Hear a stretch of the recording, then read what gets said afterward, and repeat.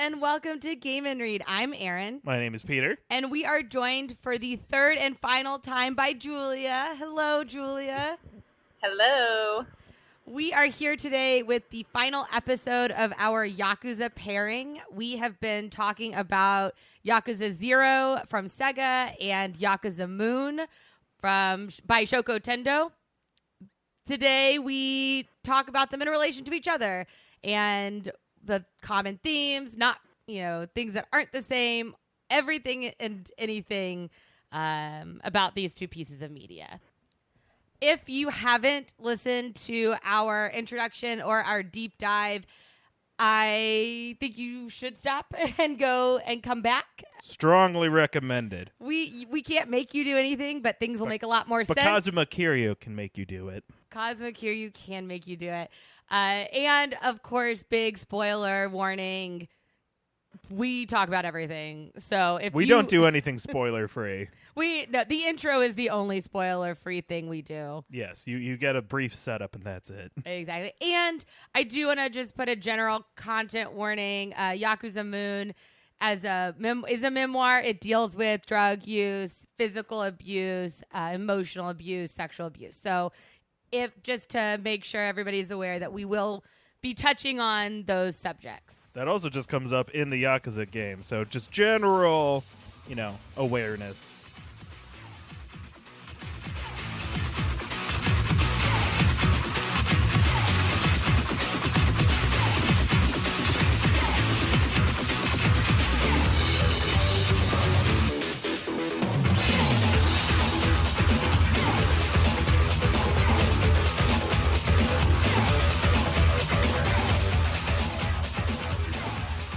Is there a place you want to start when we're comparing them? Is there something that you're like dying to talk about to kick us off?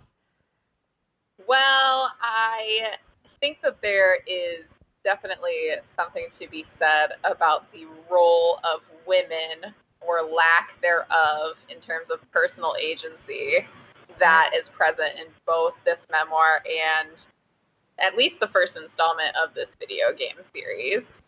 So I'm interested to see if that changes with the later games, but that was something that was in my brain the whole time. Having played 1 and 6 of the Yakuza games, I can't say that the role of women gets too much larger with regards to agency and really driving the plot. They're definitely central in that, there are things going around them, but they generally aren't the big drivers, movers, and shakers of the Yakuza series. It is a very male-focused, male point of view, even if some of the more central characters who are in a lot of the games are women. I was thinking about women's role in the Yakuza. I was super interested in Yakuza Moon when Shoko's father, I think, sort of initially gets sick. Her mother kind of steps up to try and keep things going. And it seems like, not that her mom had a lot of agency outside of sort of that family unit, but she talks about how her mom would go basically run the businesses temporarily while her father was away. And I was really struck by that, especially playing Yakuza 0 at the same time, because the women in Yakuza 0 are Makoto, who is she's actually blind, and everybody treats her like she can't do anything. Very delicate. Exactly. Very delicate. You have the women who are working the clubs, who are just working the clubs, and they might be great. They might be number one. They might be really good, but that's their job. They're not, they don't really play a huge role in the story. Kiryu doesn't have any. Kiryu has the bar owner, the owner is Serena. But she plays a support role, but there's she's not in the Yakuza. And so it was super interesting to read that, Shoko Tendo's mother did have some involvement. And then there was just such a stark difference in the game of just no women at any level. Right. Well, and I think that's because I don't think you can be a sworn official member of the Yakuza. It's kind of like the same way in my understanding of the Mafia is that it doesn't really tend to include women as official members, even if they are closely affiliated and sometimes do, work or whatever, or are deeply involved as a spouse or partner. They aren't actually part of the organization, and therefore it ends up being kind of a sidelining and very patriarchal. It is a patriarchal system. And this is the 80s too, so we're seeing a huge time of flux in women's roles in the workplace and balancing home life. And that's something I always think about when I think about the late 80s, just because of my own mother's work in the financial sector. So it's something that I noticed, but also I was intrigued by kind of the competitive spirit of the hostesses as well, and the concept of becoming the number one hostess in both media. Yeah, I think that drive really does come through in both the book and the game. And you have to look for it more in the game. Obviously, the Cabaret Club is a optional mini game. Right? I mean, you have to play at least one round of it, but finding women and managing it further is optional.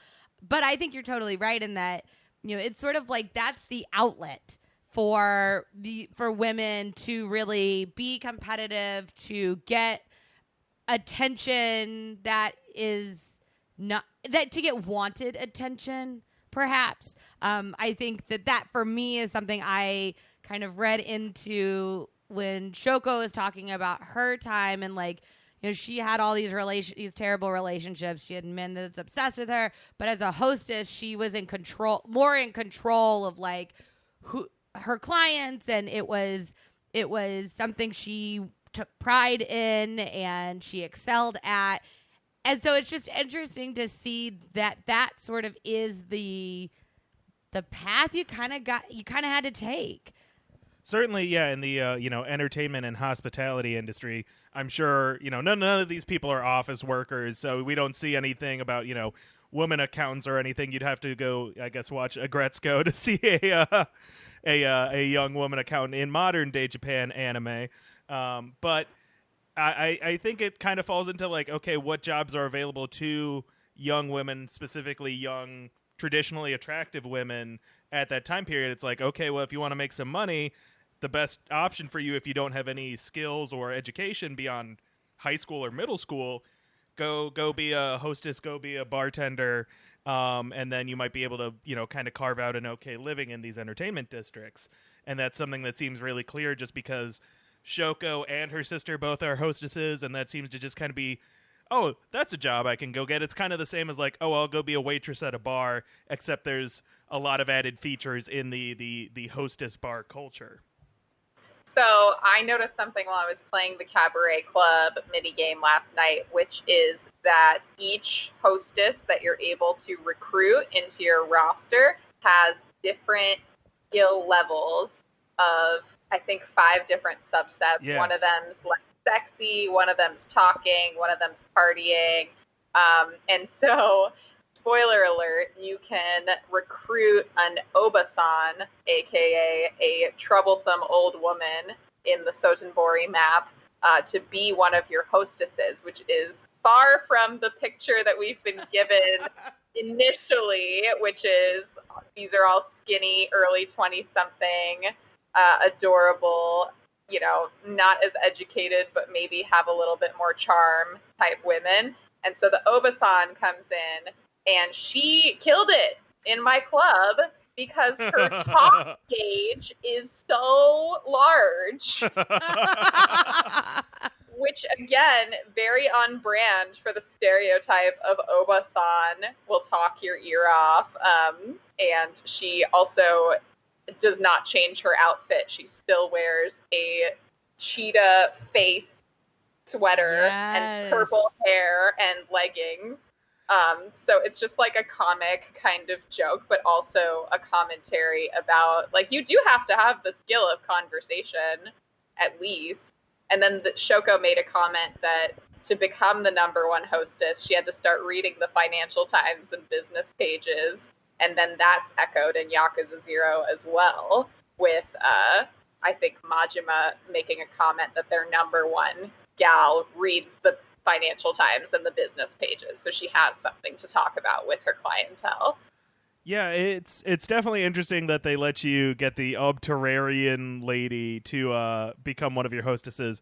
And I think the way they only touch on it briefly in Yakuza Moon, the idea of like the mama of the club, basically kind of being the head woman manager, who is probably a former hostess, who then is kind of behind the scenes because she's probably aged out and has the experience to then manage all these typically younger women, but clearly up into your 30s, which isn't like, I mean, it's not old, but it's certainly not like the youngest thing because Shoko was, being a hostess until she was about 34 is when she decides to fully leave, and it's kind of implied, if she's on top at 34, she probably had at least a few more years or more.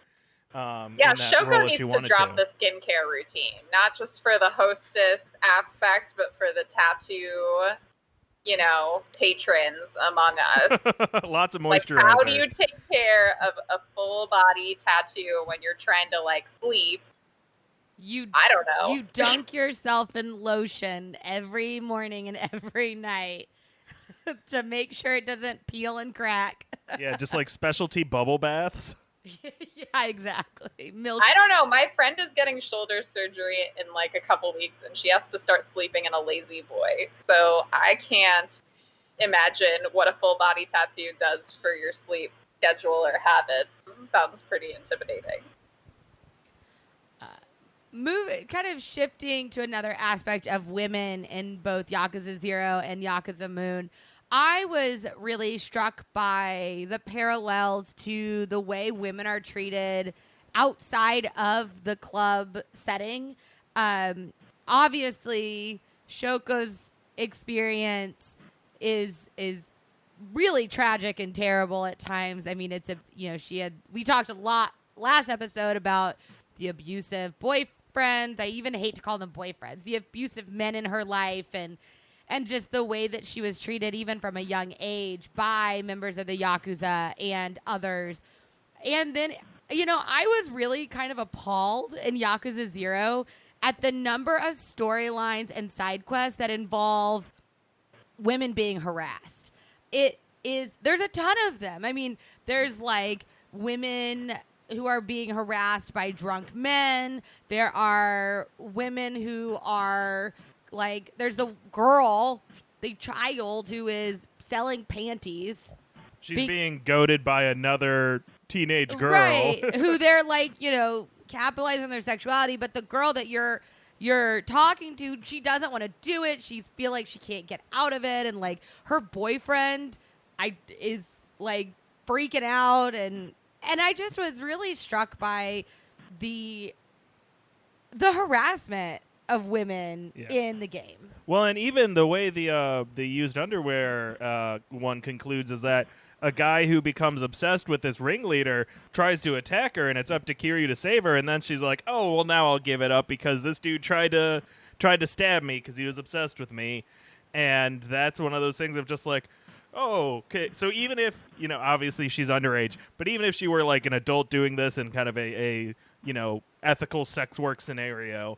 The fact that they just have to throw out well, and these guys might just get obsessed and try and murder you. Oh, well, that's life in Kamurocho is just kind of a very dark turn. Or even you have the more active sex worker of coaching the dominatrix, which is mostly just played as a comedic one, but it's just she's bad at being a dom, but somehow has a job as it. And then Kiryu has to tell her how to do it better, despite not having any experience with it himself. That was actually my winning postcard. That was the third postcard I got read on the air, was the dominatrix tutorial by Kiryu. So it's definitely a funny one, but it's very clear that all the women who are actually working or doing anything in this district are related to either sexuality or just their beauty, with regards to the hostess or their charm in general with being a hostess as well. Yeah, the one that sticks out to me is a cult side quest when you're saving a young girl from a cult because her mother is so upset that she hasn't heard from her and been able to get in touch with her. So you're helping two women at the same time that are both kind of helpless. And it feels like a little bit of a non sequitur, but in terms of the role of women being kind of stereotypical of a pleasure district, the role of women was kind of stereotypical in a cult setting for this side quest, where this guru is like a thinly veiled, like, sexual miscreant. And you saw it coming a mile away, but it was almost like, I don't really want to, like, see this happening. He's saying, come to my chambers, and Kiryu shows up instead, and it's like, yeah, this is played for laughs, but at the same time, I'm, like, kind of upset that this is where this went. Yeah, I think that sex, kind of expanding upon what we've been talking about, sex is so prevalent in both this book and this game in, again, a way I wasn't expecting from Yakuza 0. There is so much about sex, whether it's the side Which is quest. funny because Kiryu and Majima don't seem interested in it at all. And there's even an option to have Majima say, I'm not interested in women, which of course I clicked. Yeah, it's like this game is so much about sex in so many ways. Like, yes, it's not technically part of the main storyline, but Majima definitely has feelings for Makoto, and he doesn't act on them at the end, but like he clearly has develops feelings for her. And you've got the cabaret club, you've got all these side quests, but Kiryu and Majima are like these sort of pure men who are like, no, we're not having sex, we're not getting ladies. Even when, like, I think Nishiki gives Kiryu a hard time about getting at girls the beginning. at the very beginning. And it's just such a strange juxtaposition to have these main characters who are surrounded by sex and money and, access, and then they seem very indifferent to it. And they're both so attractive. Right, but it's also sometimes it just makes you beg the question, like, why are they in the Yakuza? Because neither of them are super big, like, ladder climbers for power, and it's like, what attracted you to this lifestyle? Where it's like, once you're in it, I get why they would maybe want to stay in it or do better or whatever, but it's like, why did you actively join when clearly you don't seem all that big on, doing the internal politicking required to climb the ladder in the traditional way, or to even just have, like, a little bit of power and money to flash around to try and get, laid and act like a big man around town. So it kind of adds to, like, their weird, like, their sexlessness just adds another nugget in that, like, why do you do any of this? If it's not for money or for, sex or power, what do you get out of this? I guess fighting. They love fighting. Yeah, there was. Which of the lieutenants said that he just got into it because he liked punching people? That was Kuze. Awano got in it for babes. Kuze got in it because he liked beating guys up. And then I guess Shibusawa likes bureaucracy or something. Yeah, I think Shibusawa maybe was the one who mentioned golf. Yes. No, it was Awano. It was Awano with Awano? the purple jacket. Yeah, I feel like golf and women were said in the same sentence, like, more often than is normal, at least for American culture. I could be wrong. There could be a whole class of American men that just are down with golf and women and nothing else. I think there's a large portion of American men who are down for golf and women. But I think that this is an interesting point, because from the way that Shoko Tendo talks about the men in the Yakuza she has encountered, whether it's her father or the various men in her life, they are in it in part for the money and the women and the sex and the power. Like, her dad, she talks about her dad coming home with the hostesses. She talks about, the men, a couple of her early boyfriends who clearly are sleeping around with lots of women and have, lots of money and all of this stuff. And so it's a super interesting character detail that the game took that sort of away from both Majima and Kiryu. And and neither of them have sort of staked their claim on money, power, or ladies. Right, and it's because the Yakuza series is about playing a Yakuza who doesn't actively do anything Yakuza normally do. He's always the good one. It's like the only time he does anything, that a normal Yakuza would do is that he shakes down a guy for, his gambling debts at the beginning, and that sets off this whole thing. After that, Kiryu does nothing that normal Yakuza do. He's always not listening to his higher-ups. He's always doing things that I guess are technically dishonorable to the organization. He leaves the organization without chopping off a pinky, and then he just goes and fights them all the time, where it's like, normal Yakuza don't do that. So in that sense, would you call Yakuza the crime and punishment of video games? Sure. I don't know enough about crime and punishment to say that. Word. I feel like the themes in Crime and Punishment are like, yes, this book is called A Crime and Punishment, but this person sucks at being a criminal.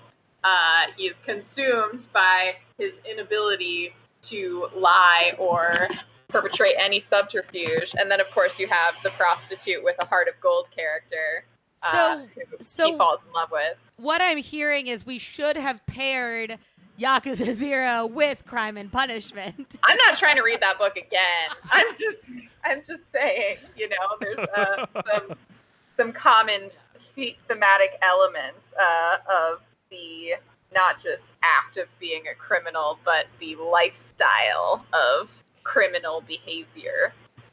I do think that this sort of leads to something I thought of, is that, Kiryu and Majima are sort of these non-Yakuza, right?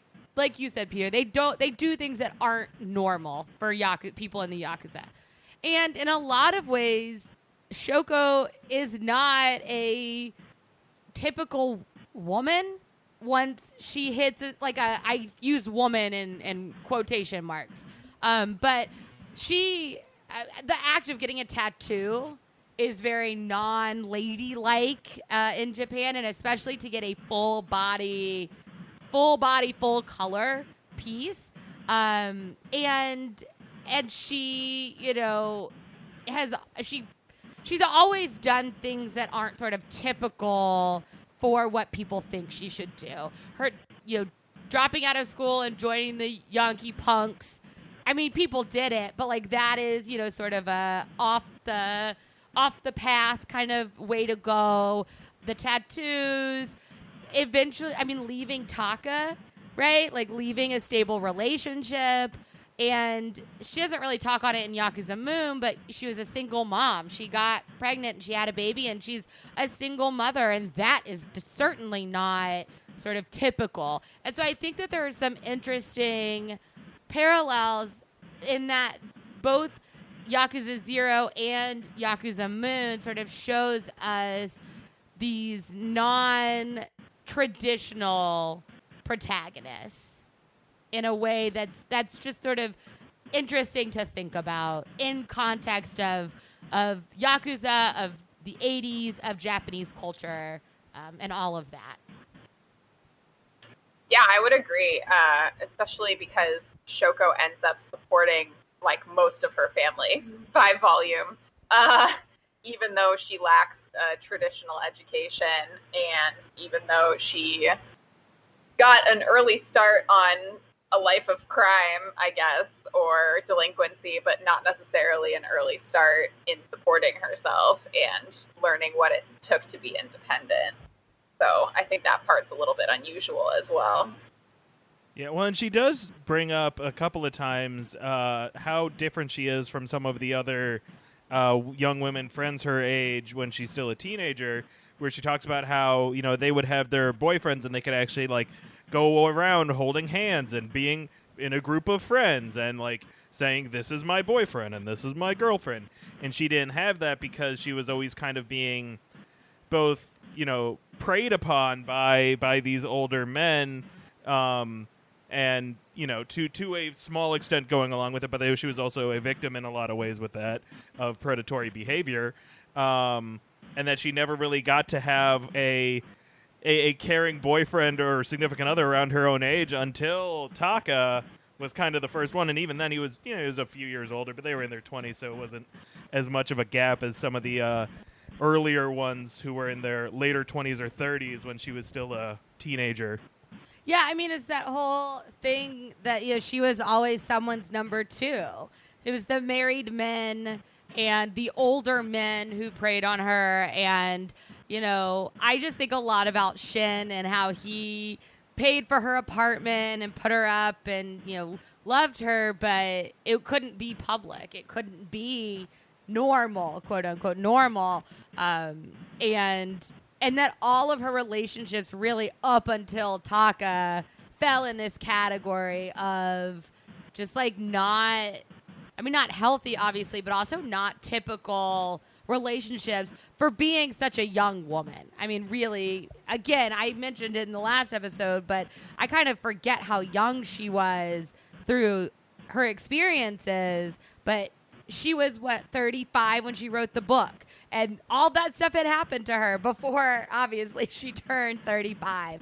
And so, yeah, her formative years were really not at all what you sort of expect. There's none of those traditional milestones to kind of track down as she goes along.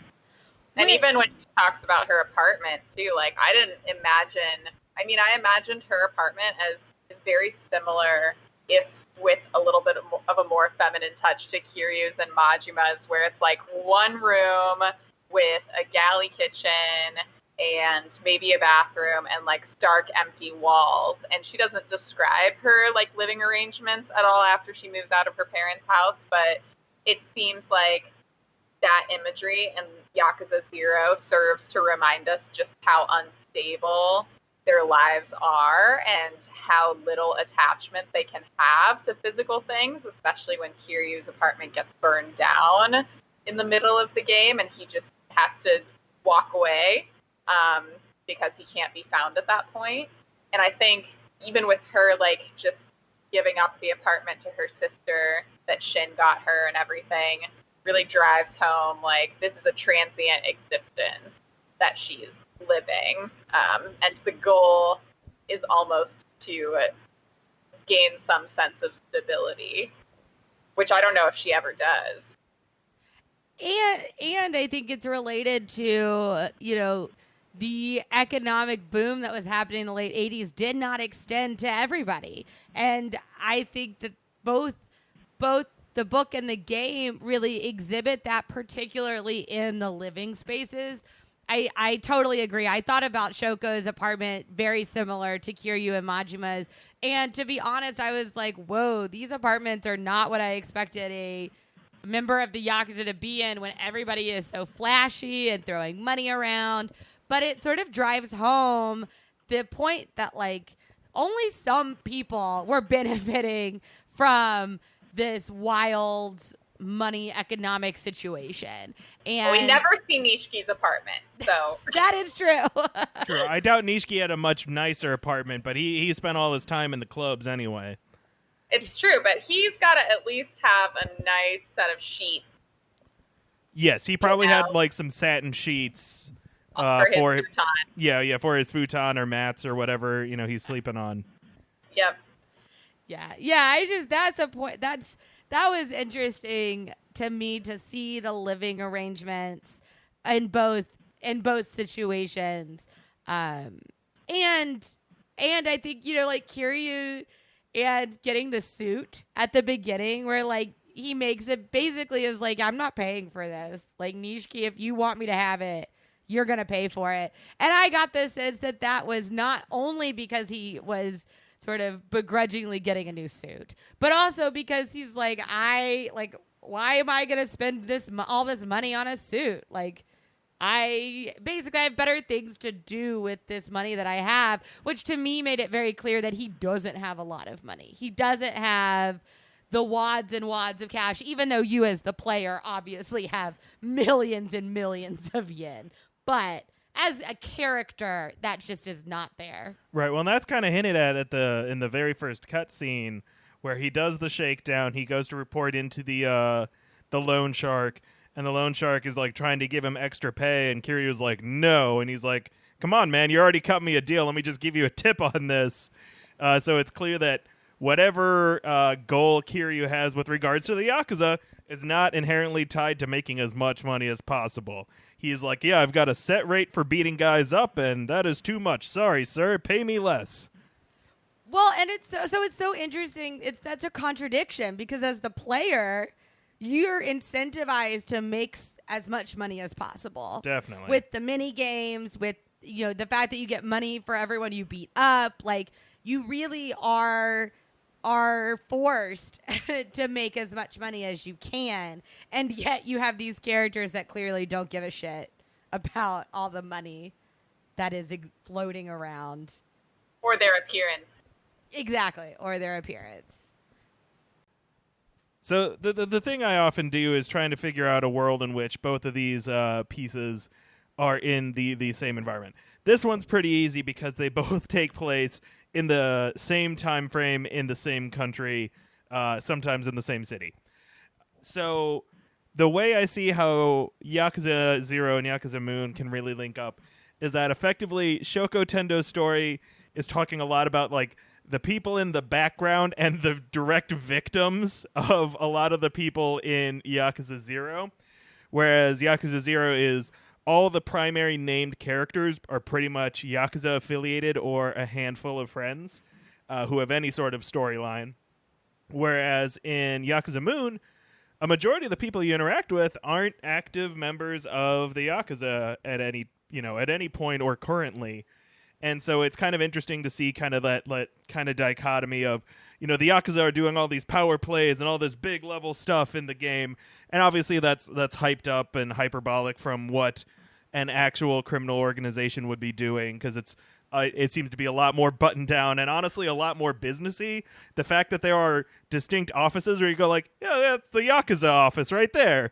And it's just like, huh, okay. Like there seems to be a larger public life than how I think Americans perceive, say, American organized crime. And so it's interesting to just be like, yes, they're all doing these big machinations, and then there's all just kind of the little people, the people who work at the clubs, the people who are just going or working or visiting these entertainment districts. And those are the people who Shoko Tendo's writing about, and that's who Shoko Tendo is, because she doesn't, there's no big schemes in her book at all. It's all just this very small interpersonal things that happen to her and her family and her friends. And those are kind of like the true ramifications of this society in which it's both, huge levels of inequality as well as being really adjacent to all these shitty people who are, trying to use whatever, power they have from being part of this organization. So that's really how I see these two put together. It's just, Shoko Tendo is a background character in Kazuma Kiryu's game because her life is not that extraordinary to have any interaction with a character like his, but she will see the real-life repercussions of the things he's dealing with. Well, I also wonder about the typical timeline for these Yakuza upheavals, too, because it seems like in the Yakuza games, especially in the end slide credits where they talk about the events of 1995 and the events of 2005, and this game seems to take place probably over a week, maybe. It makes me wonder how long it takes for a true power transfer to take place in the Yakuza, because in Shoko's narrative it seemed not as sudden. Though it may have seemed sudden kind of to her in childhood, it probably was starting to happen over a period of at least months or years, or fiscal quarters, maybe. Yeah, well, a lot of it seems to be tied to these various businesses that the Yakuza tend to run. So if they're running like small personal loan businesses that, will then break your legs secretly if you don't pay them back, or these property management businesses, it's one of those things where it's like, well, businesses can fail very slowly over time, where it's just like, oh, we're just not making enough money. We don't have the tenants or X, Y, or Z. There's not enough business coming into our pachinko parlors. Or it can happen suddenly where, maybe you get somebody playing games. You got Tachibana Real Estate sending homeless folks in to try and, mess with your stuff. And then suddenly they try and buy it out from under you because it's not a successful business. So I think it could be a lot of different things. However, in Shoko Tendo's life, it seems to have, like, her father's failings seem to have really come gradually over time where, he was doing all right, doing pretty well, had a nice house, nice cars, things are going okay. He gets sick. Some of the stuff starts to lose from him. He's not really the main boss anymore. And so that stuff that he was managing starts getting picked up by, other guys, other businesses, and probably some other Yakuza. Well, yeah, so I think it really is tied to his illness. That, for me, was a link that I saw in the way she told that story, is that, when her father started getting sick, that's when his standing started to fall. And in Yakuza 0, Kazuma gets put in jail, and that's sort of the tipping point for all the events of the game, right? Is like he's locked away. Who's going to be the next lieutenant, or who's going to be the next captain of the Dojima family?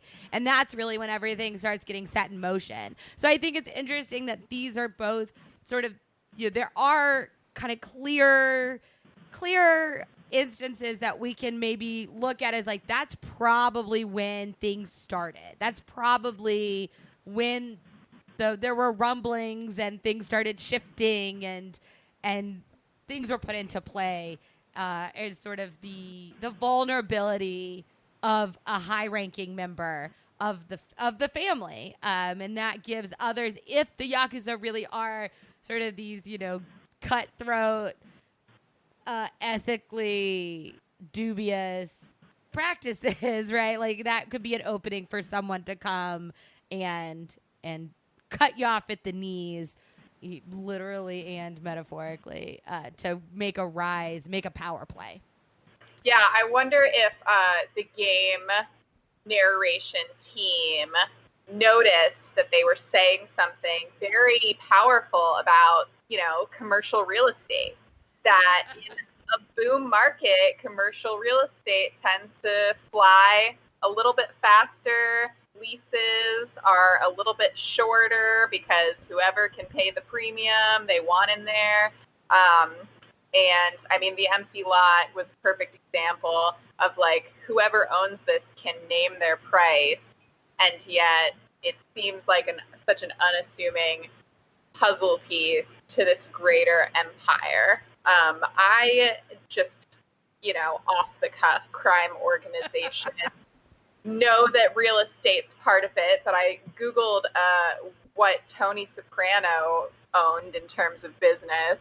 It says Crime Boss Waste Management Consultants and co-owner, and then there's a pork store in there somewhere too. So it's like, I don't know if this is just a method of asset distribution that crime families tend to own a bunch of different businesses, and Shoko Tendo's father had his hand in a lot of enterprises at the same time.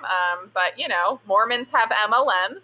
Mobsters have real estate. Right. Well, and makes perfect sense. Yeah, no, I think that's typically how it goes, where you have some, like, it kind of depends on where the bulk of your cash is coming from. If your cash is coming from working with, say, corrupt government officials, you're going to want a waste management company to get those contracts, so that you're effectively taking money from like a subsidized program through the government. So that's why you would do something like a waste management. You could also, say, have a cash-based business where you would be laundering money through, but that's more if you're getting money through maybe, say, like bookies or through drug dealing, something of that nature, where you want to make the money, clean again. So you'd be like, oh yeah, our laundromat made all that money. That's why I own this laundromat. Well, and if you think about Kiryu's whole mini game, you're just buying you're buying different properties and businesses. The whole Leisure King district is like, you get pachinko parlor, you get like a massage parlor. I bought that one. I think I bought all of them except the convenience store and the sushi restaurant, because I couldn't figure out how to buy those. I think you have to get like the friendship up to a certain Okay. level with the sushi I was guy. not patient enough for that, so I didn't buy those. You have to But go back a lot. the variety of businesses just in that, I think, does sort of, and then you think about Shoko's father and what we sort of can infer about crime organizations in business, and it makes a lot of sense that you'd have all these different things so that you're not, your vulnerabilities and your liability is sort of lower, and your threat is not as high. Ooh, can I tell a personal story that relates to this? Absolutely. All right. So I grew up in the western suburbs of Chicago, which are notable for being having a decent amount of historic mobsters. There's also current mobsters. Well, and current, yes, but it's diminished. I believe Sam Giancana was murdered in my hometown, so that's a fun one. Anyway, so I went to a small Montessori school growing up that had started in like 1995, and eventually they purchased a building that they could kind of grow the school into. And that building used to be a place called Margie's Bridal. So it was like this big bridal showroom, this big bridal department store on a major street in, the suburb there. And down in the basement, the basement was about 30 feet deep, had one giant staircase going all the way down. And in the basement, there were 100 phone lines, direct sewer access, and basically a safe equivalent to a small bank. Because what happened, and they purchased this building in, I think, 2001, maybe 2000, sometime around then. This building used to be, it was an active bridal showroom. However, it was also a mob front for a bookie operation, where that's why they had all the phone lines down there. Presumably, the bookies all got cell phones, or they just changed how they did their operation. You don't need a bunch of guys down in a basement. And so they suddenly shut down the building, shut down the bridal place. There were news stories about women trying to get their dresses that they had on reserve because they just shut down overnight. That's a nightmare. Yes. when you buy your dress from a mob-run bridal store and it just suddenly closes down because they don't need it anymore, I imagine that's a bit of a pain. And that was, the building in which I was educated for 7 years or so. So anyway, mobsters have lots of businesses. Yeah. Is, I think, the easiest way to put it. My question And access to sewers. Yes, in case you got to dump something. I mean, there's the whole Kuze Kiryu fight in the frickin' sewers. So that tracks. Honestly, Kuze is probably just the most pathetic character in this game. He's a real tryhard. Exactly. I mean, he gives this grandiose speech to Kiryu at the end of the game of like, is this the life you want for yourself? And all of these things. And he gives the speech before they fight for the third time. And you're like, I hope this is the third and final time because I already beat you on a motorcycle in a sewer where you had every possible advantage over me. Surprise, a motorcycle, a lead pipe. He had it all. He had it all and he still lost. Kuze, ugh, pathetic. Well, here's the thing. I think Kuze is a tough customer. However, the only two people who can kick his ass are Kiryu and Kazuma. True. And probably Majima because he's a controlled character, but they don't ever actually fight. So it's like Kuze, compared to everyone else, total badass. But Kiryu is just like, nah, I'm going to beat you because Kiryu can kick anybody's ass. And Kazuma can also probably kick, in 1988, Kuze's ass, I think. I thought Awano kicked his ass at one point too, but did he? Maybe Awano struck me I liked as... Awano. That does not. But Awano's not like a tough guy. He's kind of doughy compared to the other two. Like he's got kind of that. He's living the good life. Exactly. He's working smarter, not harder. Yeah, exactly. But he's not going to be like a badass in the physical sense. I want to backtrack a little bit.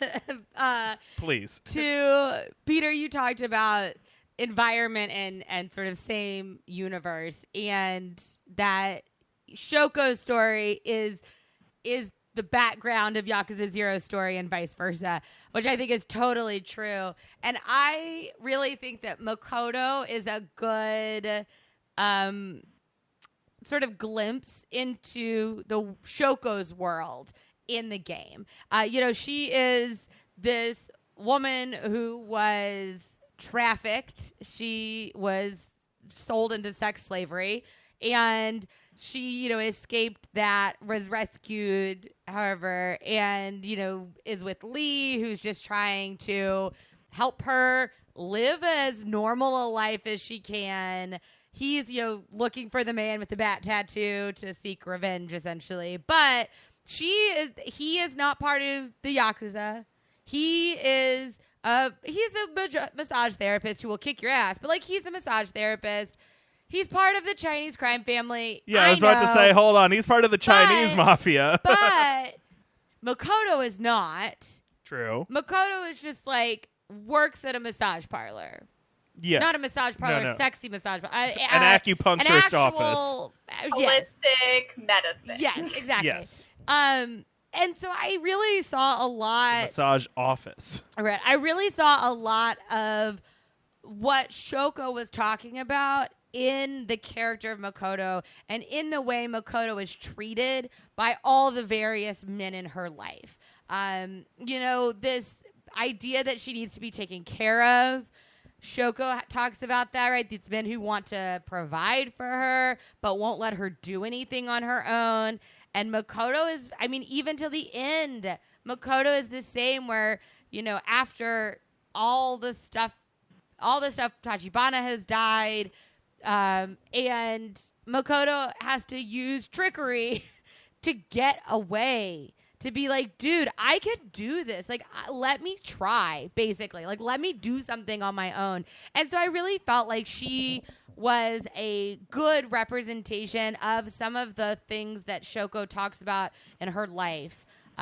Just in that, and evoked a lot of the same feelings for me as, the lack of agency a woman has, the both the need for men to provide for her, but also to abuse her and to just drag her around wherever they thought was best or whatever they wanted her to do. I felt like there were a lot of similarities between those two paths, between the two stories. Well, and there's definitely an outcast theme that comes into play with both Makoto and Shoko as well, in terms of Makoto growing up in China and she and Tachibana being bullied relentlessly for their Japanese heritage, but then going to Japan and feeling like there's no sense of belonging there either because they don't even speak the language at first. And the only place where they can make any money or where they have a network are these seedy underground kind of neighborhoods where Chinese people are still very marginalized too. I thought that was a huge part of Makoto's character, how she was an outcast and how Shoko had a similar experience early in her life, being the daughter of a Yakuza boss and having everyone kind of try to kick her ass because of that. And you never really, when you're bullied that much as a kid, the rest of your life almost feels like trying to survive in the same way that you were trying to survive when no one else was on your side. And I think both of them are looking for that place that they fit. Shoko goes to the punks, the Yankees, but she fits in to some extent, but we were talking about with the relationships, there are other parts of her life that, because of her Yakuza background with her family, she can't fully fit in away from the Yakuza, but she doesn't want to fit in and doesn't fit in with the Yakuza. Right. I would say the first time it seemed like the main reason it seemed like Shoko could fit in with the Yankees was that they didn't care that her dad was a Yakuza, or they didn't know yet, because she got so much shit at school because, they were like, oh, your dad's a criminal, blah, blah, blah, blah. And they would just be very cruel to her. So when she goes to, it's like if you get picked on at school and then you meet some kids outside of your school and they're not mean to you, you're like, holy crap, these people are awesome. Even if they're not necessarily, she never really talked about her affinity for the punk style. It was more just like, hey, they were cool to me, and that felt really nice, so I kept hanging out with them. So that's kind of where it really builds from, is just she was so ostracized that she would kind of latch on to any group or any individuals that made her feel a sense of, belonging or personal pleasure, and that's why she wound up in such, shitty scenarios, because the Yankees, while being somewhat accepting of her, had a lot of other problems with regards to violence and drug use and just, not doing anything of, note.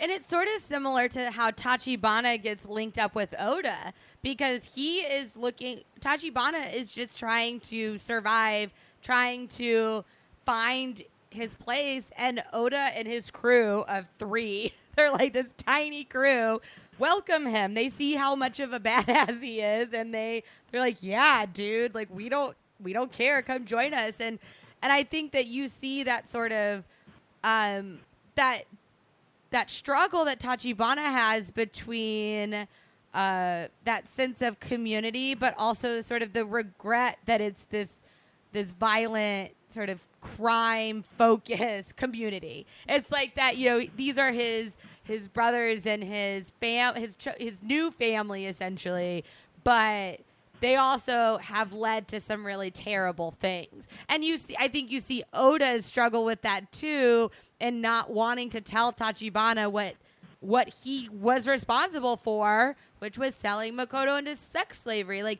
And so it's that struggle, I think, really is exemplified in, like, you found a crew that you fit in with, but there are a lot of things about that crew that aren't good. Yeah. Well, and just kind of pivoting off that, the idea of where the long-term wealth comes from, it really at this time seems to come from property ownership, and then you can say the same thing nowadays, where it's like all the goals of the people in Yakuza 0 is to, like, yes, we need to own this land because redeveloping land pays big bucks, and it's technically a legit thing to do. You can argue the morals of it or the long-term effects, but it's just like they all want to become legitimate businessmen in this way of like, hey, let's get this property, going to make a big deal, and we score like a cool 10 billion yen for doing it. And that's kind of the, it doesn't come up too much what anyone's goal was in Yakuza Moon, but I imagine it was a similar thing of like, her dad didn't strike me as a big thug type. He was probably more just like, no, I mean, yeah, I've got, a few heavies who go around and collect debts and stuff like that, but his goal was probably just to have like a nice house and nice cars to live with his family so he can have like, the sweet life, as it were, and it's a lot easier to have the sweet life if you're getting money from the more legitimate means, because nobody's going to be trying to, shoot you over it as much. Well, and her boyfriend who offered her the house, he was in real estate as well. So his business was in flux depending on how that market was doing. And she would almost hear from him proportional to how his business was doing too, because it was a source of pride for him. Exactly. I think one of the major themes in both Yakuza 0 and Yakuza Moon is character transformation and character acceptance of themselves. And I really see Kiryu, Majima, and Shoko, by the end of their storylines, they all have reflected back on all the things that they've done and that have happened to them, and really decided that they are going to move forward in a way that feels true to them. You see it in Shoko getting her tattoo and buying her burial plot for her parents and leaving Taka. I think those 3 things sort of demonstrate her not moving on from the past, but really owning who she is and who she wants to be. And Kiryu and Majima both make physical transformations. Kiryu gets the suit that Nishiki is like, this is a stupid suit. Why do you have this suit? And he's like, I like it. Like, white this is, suit, red shirt. yeah, he's like, this is the one I picked, and I'm going to wear it because I like it. And then Majima has this big transformation where he cuts his hair off. He dresses like a crazy person, but he totally embraces it. And so I thought it was super interesting that all three of our sort of protagonists that we're talking about have physical embodiments of sort of living out life true to them after being pushed around, told how to act, told how to be. They really come into who they feel like they are. And coincidentally, that all takes place in the year 2004, which is both when this book was released and the first Yakuza game came out and is set. Wow. I mean, I was going to talk about Majima's outfit, but that's way more profound. Oh, no, I want to hear about Majima's outfit. I just wanted to point that out where it still just baffles my mind that, like, Kiryu and Shoko are, like, the exact same age, and a lot of the main highlights of their life happen at very similar times. It's just like, oh, weird. Yeah, that is kind of wild. I wonder if she plays video games. She never. I mean, she does mention playing video games once. She was playing Mario when that one guy tries to coerce her into having sex at the beginning. Oh yeah, that's true. She's playing like Super Mario 3 or something, or Super Mario World. Or... Yeah, on the Famicom. That's the only time video games get mentioned in the book, but it just, caught my eye. I was just like, oh, because she's just specifically playing Mario. That's nice, I guess. When Josh and I were in Japan, we met up with a Japanese photographer to show us around this area specifically of Shinjuku. And we went into an arcade, and we were telling him about how flabbergasting it was to see people lining up, like huge lines of people to play a game that was literally driving a train. That's the whole game. But was it a good game about driving a train? It looks like a racing game. It's got like the whole huge apparatus and everything, but you just have to get to the station on time. Like, that's the whole thing. There's no shoot 'em up like action or anything. It's literally just driving a train. And so we were telling him about this, and we were like, hey, do you like video games? And he goes, of course I like video games. I am Japanese. Yeah, it's definitely, I think, a more popular part of just, like, pop culture of just playing different kinds of games. So her mentioning that she was playing some Mario is definitely not surprising, as it was an incredibly popular game and console even then in the mid-'80s, because I think it came out in 84 in Japan, the Famicom, which we now know as the NES. Yeah, I'm just interested to know if she's a fan of video games in general, if she has ever played this game specifically. No, I was going to say about Majima's outfit, I think, and feel free to cut this if it is not profound enough, but I think it doesn't have to be.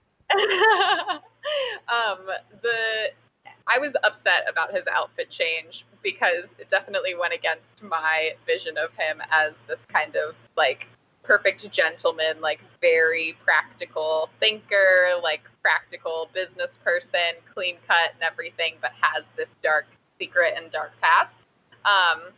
But then I kind of realized, as he's embracing this Mad Dog Majima persona, and you watch the cutscene after the credits at the very, very end, that this plain black suit that he was wearing and tuxedo shirt without any sort of tie was kind of like his prisoner uniform. Yep. For Sotenbori and for his service under Sagawa. And now he's allowed to embrace his whole style, or who, like Aaron said, he wants to be for the rest of these games. So I think and he, runs into Makoto, and she doesn't recognize him at all, like not even the shadow of his outline, which would have had a ponytail before, but doesn't now. Uh, so he doesn't make any effort. He just kind of like embraces that he looks intimidating and that he can scare off these guys that are bothering her. And I think that's pretty powerful. I mean, my taste is more of his clean cut image, like flicked back, beautiful, luscious locks. But yeah, I think it's a good transition for him into his own level of personal agency. Right. Well, and I don't. They're kind of subtle about it, but he really takes a lot of inspiration from I forget his name. Nishitani, the head of the Kijin clan, who he's not ridiculous, but he dresses a bit more flamboyantly. He's got the wild hair. I would argue he is ridiculous. No, visually. Oh, fair. Yeah. No, he's very ridiculous when you fight him. It was like his fighting. He's like, I love this. I'm gonna call the cops on myself. Right, and so he's really kind of set up to be. Because in the idea of this being a prequel, you already know who Majima is. Oh, this is his origin of being kind of out there and wild and unpredictable, is that he met this guy in 1988 who, despite only knowing him for half a day, had a very profound effect on him and made him kind of realize the power of catching your opponent off guard by doing these kind of off-the-wall things and having this very distinctive look and doing something crazy like, calling the cops on yourself and hiding out in a holding cell for a couple of days when you don't want to get, beaten up or anything. Yeah. Well, honestly, go ahead. No, go for it.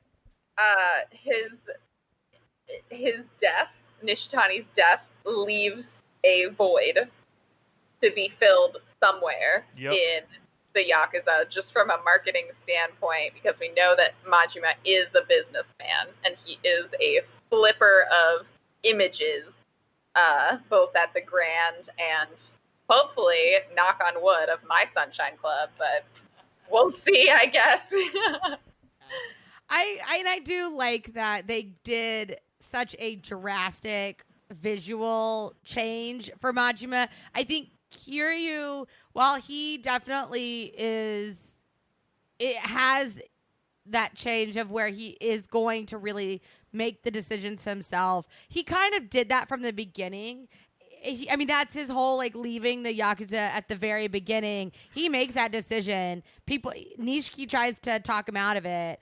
And he's like, no, I need to do this. And so his transformation and sort of embodiment of himself, I think, is the least pronounced. Whereas Majima really, he goes from prisoner to free man. That is a huge change. And so it seems appropriate that his outfit, his visual style, the way he acts is flipped from how we've been experiencing him, because it really does mark the shift from being under the thumb of anyone else and being, having to be the polite club manager who takes care of trouble but does it in a way that doesn't lose business or money, and reserved until he can't be reserved anymore. And so it's just a really great visual of all bets are off. Majima is Mad Dog Majima now. Even though I hated his transformation visually, I understand why they did it like that. Agree. Here's a question I have for the two of you. Who do you think Shoko's dad would be in the Yakuza games? That's a great question. Or where he would fit in that? I, to some extent, think that he is closer to the Shimano Ami Alliance side of things. Well, Shimano's not actually part of the Omi Alliance. He was possibly switching. Shit. But then he doesn't. I know, it's confusing. I didn't even pick up on that. Was he in cahoots with the Kansai people? Or so, I was confused on his role. He just seemed like a violent person. They really kind of shove it in there because Shimano definitely comes up, I believe, in the future games as well. So Shimano is part of the Tojo clan. That's why he's there at the end, and he gets annoyed that Sarah becomes the captain and the presumptive next chairman. So Shimano runs his own little family, It's not as big as the Dojima family. And so his sworn brother, Sagawa is part of the Omi Alliance. Sagawa is the only member of the Omi Alliance who we see in person. God, okay, I think that's why Other than, I guess, that old guy Shimano That's kills. why I got confused, because Sagawa I mean, he's really controlling Majima. So was Majima part of... Majima was part of the Shimano family. Okay. After he and his brother did the thing and they got, booted out and tortured or whatever, he is no longer in the Shimano Yakuza. He's not currently a Yakuza. So Shimano is like, okay, I'm going to you got to go be in service to my friend who's part of the Omi Alliance. Go be his lackey for a few years. Do what he says. I'll let you back in with the Shimano. So I think my original assessment, I still stand behind. I think that Shoko's father is more on the lines of Shimano, because I think from the way that I got the impression from the book is that he is a boss, but not of a huge family, not of a huge part. He definitely runs with very shady, like the brawlers that he's got under him. He also sometimes tries to makes decisions that don't always pay off. And I think Shimano does that too, right? Like Shimano seems to be sort of in dicey territory at times where like he's trying to make a power move, but he's not the smartest at making the power move, or he hasn't thought it all the way through. He's got a very big head. And I don't know about Shoko's father's head size, but I do think that he is more of this like smaller side family that is part of the larger umbrella, but is not the focal point. It's not a huge focal point. It's not going to be the next in line for captain.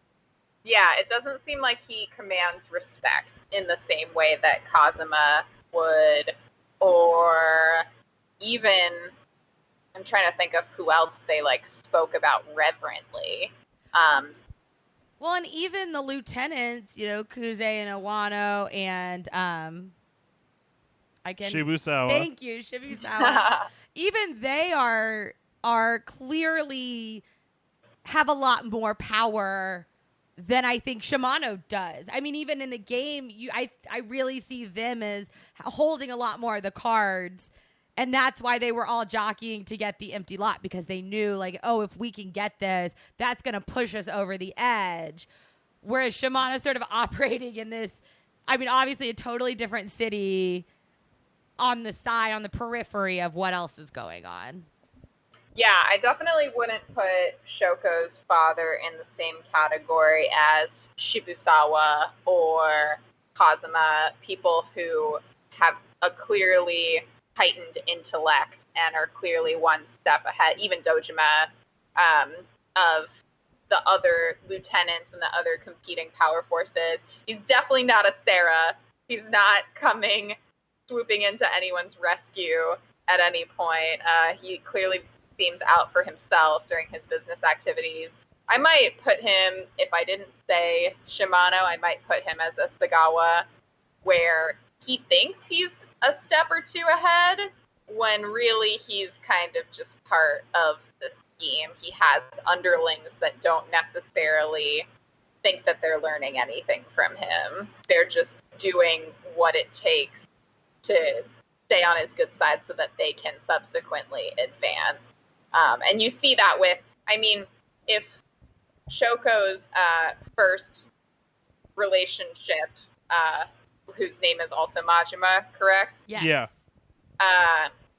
If that character had so little respect for her father as to completely like flout the access that he had to his household in the way that he did, get his daughter addicted to speed and perform all kinds of sexual acts, I don't think that he was ever truly afraid of any potential consequences. I think he knew who held the power. and it wasn't Shoko's dad in that relationship. Yeah, I would have to agree with the Sagawa side, or I thought, a guy off screen who's like one of Shibusawa's lackeys, but in Osaka, where he's like, yeah, he runs the farm team out there. I just got a few things going. There's a lot of baseball imagery in this game. That's true. Not necessarily in the book, but Majima has a lot of metaphors that he uses in addition to his literal bat. True, and then I've got the batting mini game, and in Yakuza 6, you can manage a baseball team. Wow. But I think the thing with Sagawa that makes it kind of line up is that Sagawa doesn't seem to have a lot of guys. That is true. I mean, he's presumably responsible for the Grand, but at the same time, he just kind of is like, yeah, Majima, you have to run it. Okay, give me the money. But Sagawa never seems to have like a lot of enforcers or even just like any buddies. So it's like his closest ally is a guy in another family, in another like Yakuza organization. It's just like, yeah, no, he's like just kind of there, and he's like, yeah, I own the Grand. That's about it. And they're not going any fancy places when he needs to talk about something. They're going to the roadside takoyaki stand. Like they're not necessarily worried about being overheard. They're not worried about appearances when Majima and Sagawa are together hanging around. And I guess he was trying to leverage his connections in Kansai, which ended up not working out for him. Well, he thinks he has a lot more power than he actually does. Right, like Sagawa has such little power that he takes orders from a guy who's not in any way, shape, or form his boss. Like, he listens to Shimano like he's his boss, but he's like, yeah, my sworn brother. And Shimano's like, no. Is the vibe I get from it. I don't know her. Overall, what do y'all think of? I think I know what you think, but what did y'all think about this? You don't pairing, know what I think. The pairing of Yakuza 0 and Yakuza Moon. Julia, what did you think about the pairing? I thought the pairing was very skillful, Aaron. Kudos.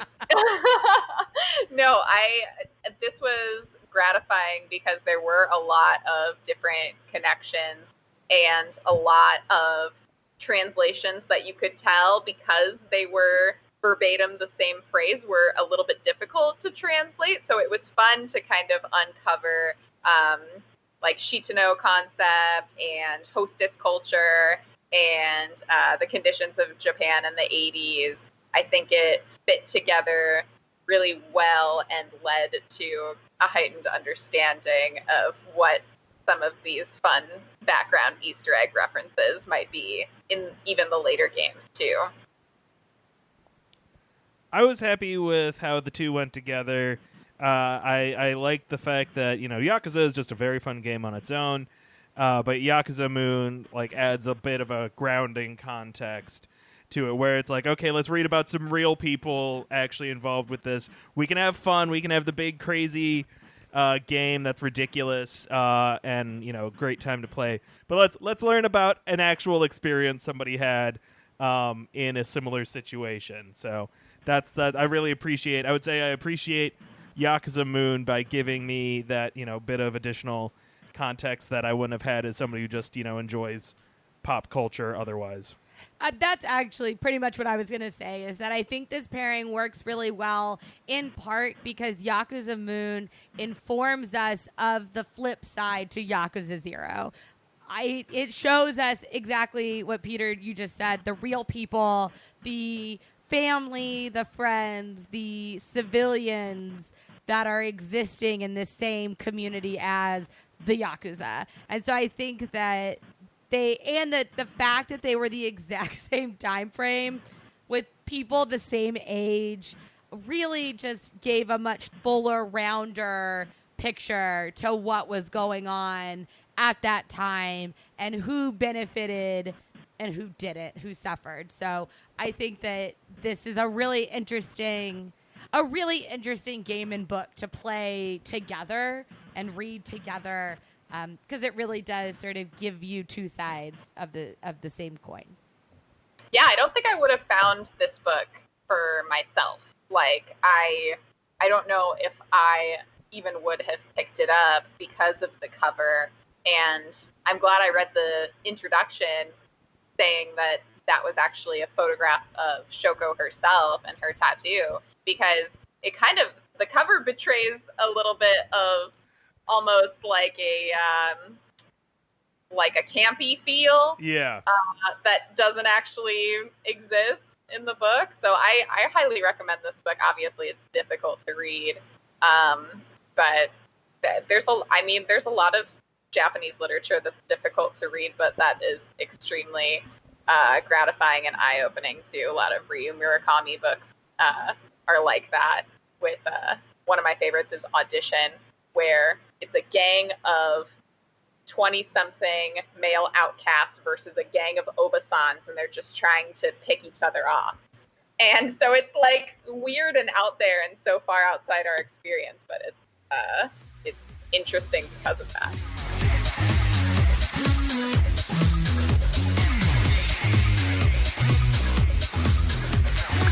That's all we have for you this week. We have now finished our pairing. Thank you, Aaron. Thank you, Julia, for the lovely discussion that we have just done. I really enjoyed it. You can find all of our episodes at gameandread.wordpress.com or on our SoundCloud, Stitcher, Apple Podcasts, Spotify, all that good stuff is where you can find our audio. We are on social media, on Instagram at Game and Read. I have my own social medias. I'm on Twitter at Bookish TextBat and on Instagram at A Tale of Two Shelves. My Twitter is at Nerd in the World. And Julia, where can people find you on the internet? If you want to hear more about my delinquent experiences in high school, my Twitter is at KOCOOKED, and my parents are both on Nextdoor, though my dad's been banned 3 times. That is the most on-brand thing I've ever heard about your father. And I love it. They don't want to hear his truths. Our intro music was written and performed by Avery Murchison, and there is a link to his Bandcamp in the description. Thanks for listening. And we'll see you next time. Game and Read.